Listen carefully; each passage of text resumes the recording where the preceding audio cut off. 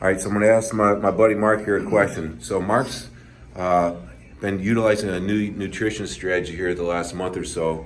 It took a little while to sink in though. Intermittent fasting, not eating food at night and waiting and skipping breakfast in the morning, and eating more food like a bodybuilder using carb cycling in those eating windows.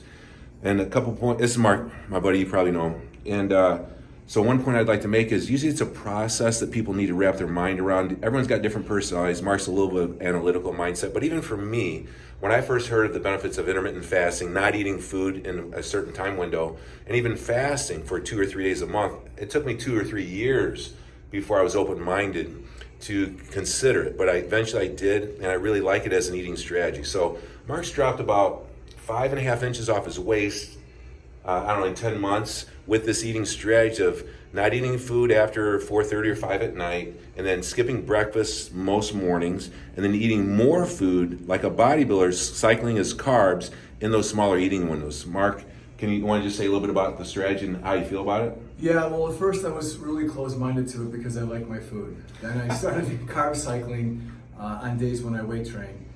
But then I took it another level. I kind of followed your advice, and I've been doing intermittent fasting, where, like you said, I'm having my last meal usually by 4:30 or 5 o'clock, and I'm going at least 14, 16, sometimes 17 hours till my next meal. And I won't do it on days that I weight train, but I'll do it on days when I do cardio.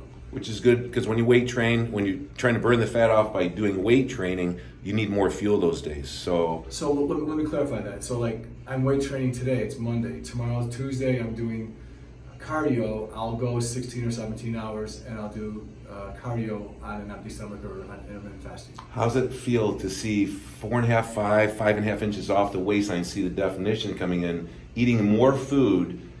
How's that feel? Yeah, it feels really great, Darin. It really does. And he heard about intermittent fasting a year and a half ago when he was watching another guy at Lifetime Fitness in the gym drop 70 or 80 pounds and talk about how he was doing intermittent fasting. So Mark was hearing the concept from other people, so it's not like he just started hearing it. So sometimes it's a process for people. Right.